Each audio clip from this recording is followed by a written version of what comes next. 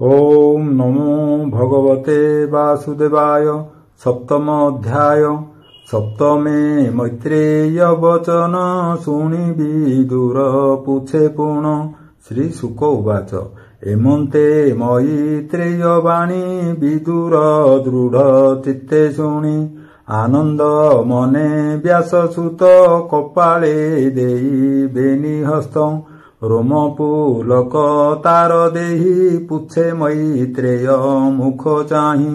विदुर उवाच भौमुनि एत विपरीत भ्रमे भ्रमई मोर चित्त। से हरि स्वभावे निर्गुण चिन्मात्र परम कारण। लीला विहारे गुण क्रिया कि रूपे सर्जे तार माया। बालक क्रीडा भाव जेह्ने एत न घटे अनुमाने। इच्छा स्वभावे खेल तार एनो हे मोहर गोचर।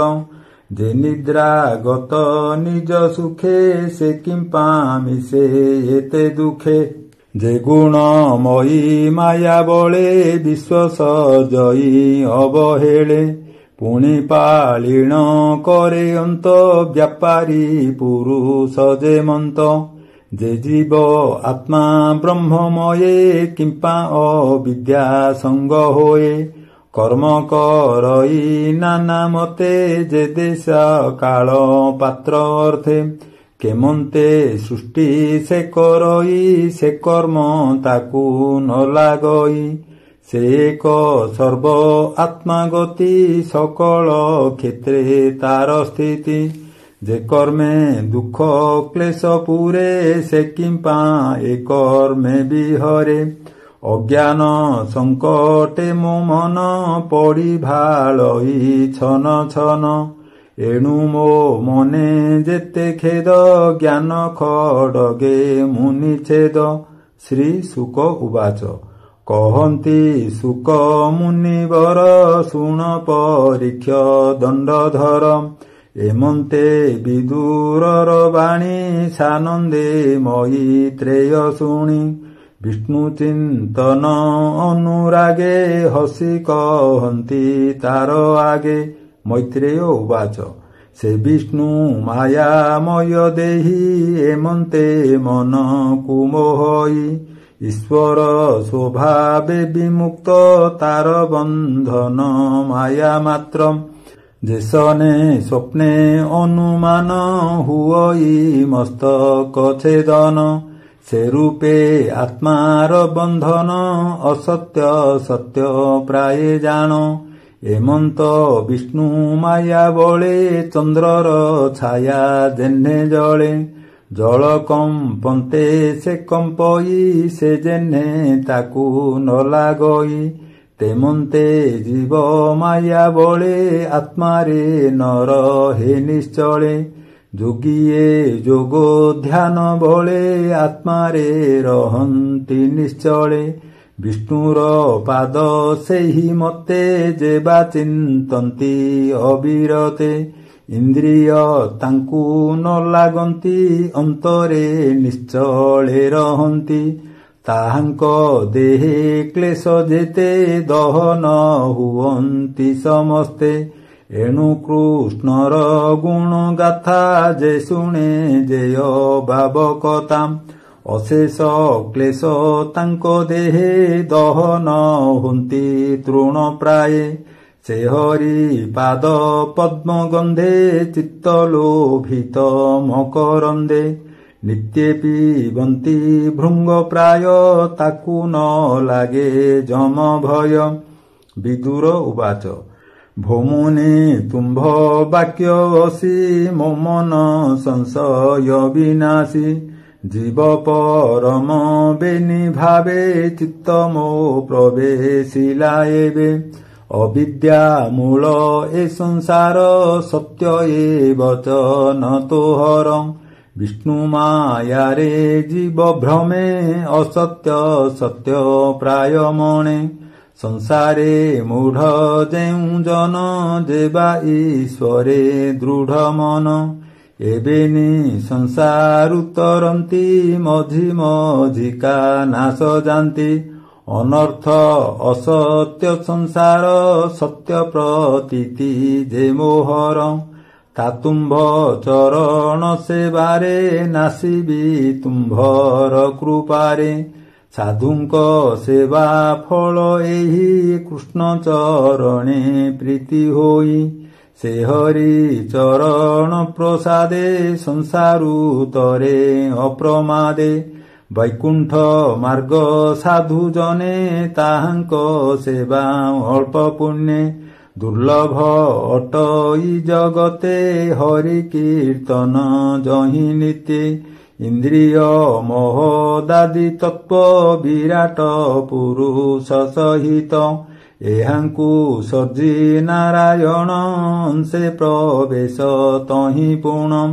ସହସ୍ର ପାଦ ଉରୁ ହସ୍ତ ଯାଦେହେ ବ୍ରହ୍ମାଣ୍ଡ ସମସ୍ତ ବ୍ରାହ୍ମଣ ଆଦି ଚାରି ଜାତି ବିଶେଷେ ତାହାର ବିଭୂତି ବିସ୍ତାରୀ କହ ତୁ କାରଣେ କ୍ଷୀଣ ସଂଶୟ ହୋଏ ଯେଣେ ଏ ସୃଷ୍ଟି ବିସ୍ତାର କାରଣେ ଯେମନ୍ତେ ପ୍ରଜାପତି ଗଣେ ସ୍ୱର୍ଗ ସମେତେ ପ୍ରତିସର୍ଗ ମନୁ ମନୁଅନ୍ତର ଭୋଗ ଏହାଙ୍କ ତହୁଁ ବଂଶ ଯେତେ ବଂଶାନୁଚରିତ ସହିତେ ବିରାଜ ରୂପ ଦେହ ମଧ୍ୟେ ଯେବା ବସନ୍ତି ଅଧ ଊର୍ଧ୍ୱେ ଚତୁର୍ଦଶ ଲୋକ ସ୍ଥିତି କେତେ ଅନ୍ତରେ ବସନ୍ତି ଦେବ ମନୁଷ୍ୟ ପଶୁଗଣ ପକ୍ଷୀ ପନ୍ନଗ କୃମିମାନ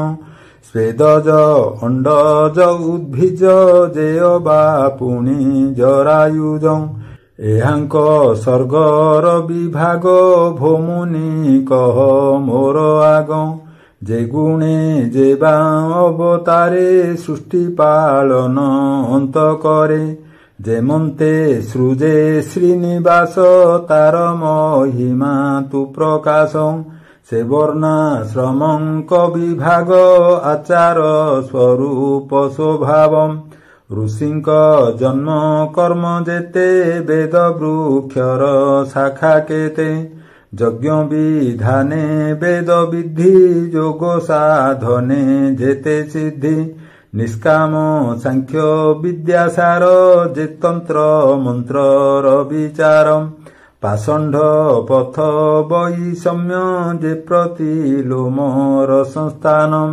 ଜୀବର ଗତି ଯେତେ ମାର୍ଗେ ଯେ ରୂପ ଗୁଣ କର୍ମ ଯୋଗେ ଧର୍ମାର୍ଥ କାମ ମୋକ୍ଷ ଆଦି ଯେ ମାର୍ଗେ ସମସ୍ତ ସମ୍ପାଦି ଯେ ବାର୍ତ୍ତା ଦଣ୍ଡ ନୀତି ବେନି ଯେ ବେଦ ବିଧି ଅନୁମାନି ଶ୍ରାଦ୍ଧର ଯେ ବା ନୀତି ବିଧି ପିତୃଗଣଙ୍କ ସ୍ଥାନ ସିଦ୍ଧି ଗ୍ରହ ନକ୍ଷତ୍ର ତାରାଗଣ ଯେ କାଳ ଚକ୍ରର ପ୍ରମାଣ ଦାନ ତପସ୍ୟା ଫଳ ଯେତେ ଯେୟ ବା ଲାଭ ଇଷ୍ଟାପୂର୍ତେ ପ୍ରବାସ ସ୍ଥିତି ଯେ ବା ଧର୍ମ ଆପଦ କାଳେ ଯେ ବା କର୍ମ ଯେଣେ ଗୋବିନ୍ଦ ତୋଷ ହୋଇ ଧର୍ମ ଜନକ ଯେ ବୋଲାଇ ସେ ହରି ପ୍ରସନ୍ନ ଯେ ମନ୍ତେ ଭୋମୁନି କହ ଦୟା ଚିତ୍ତେ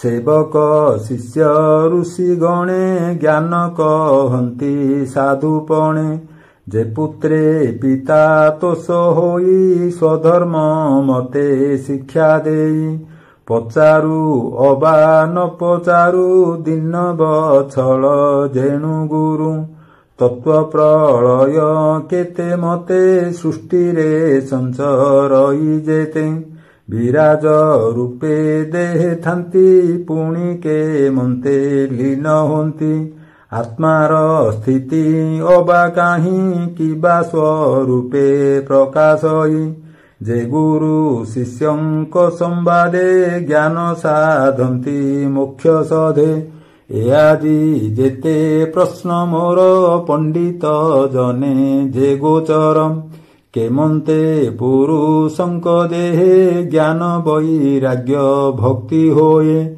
ଏ ଯେତେ ପ୍ରସନ୍ନ ମୋହରି ହରି ମହିମା ଇଚ୍ଛା କରି।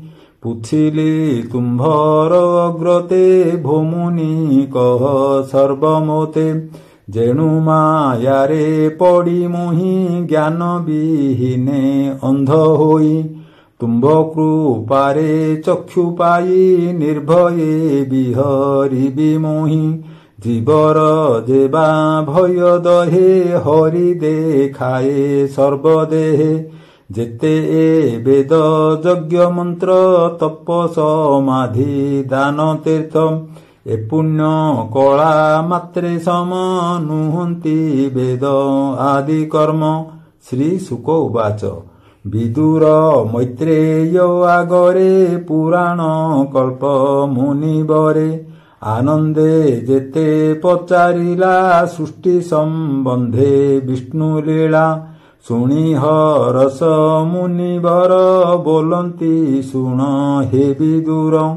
ଏ ଭାଗବତ ପ୍ରଶ୍ନବାଣୀ କର୍ଣ୍ଣେ ଶୁଣନ୍ତି ଯେତେ ପ୍ରାଣୀ। ଯେ ଅବାବଦ ନେଉଚାରି ବିଷ୍ଣୁ ମାୟାରୁ ଜାନ୍ତି ତରି। ତୃତୀୟ ସ୍କନ୍ଧେ ଭାଗବତ କହଇ ବିପ୍ର ଜଗନ୍ନାଥ। ଇତି ଶ୍ରୀମଦ୍ ଭାଗବତେ ମହାପୁରାଣେ ପାରମହଂସ୍ୟାଂ ସଂହିତାୟାଂ ତୃତୀୟ ସ୍କନ୍ଧେ ବିଦୁର ପ୍ରଶ୍ନୋ ନାମ ସପ୍ତମୋऽଧ୍ୟାୟः। ଶ୍ରୀକୃଷ୍ଣଂ ସମର୍ପଣମस्तु। ଓಂ ନମୋ ଭଗବତେ ବାସୁଦେବାୟ।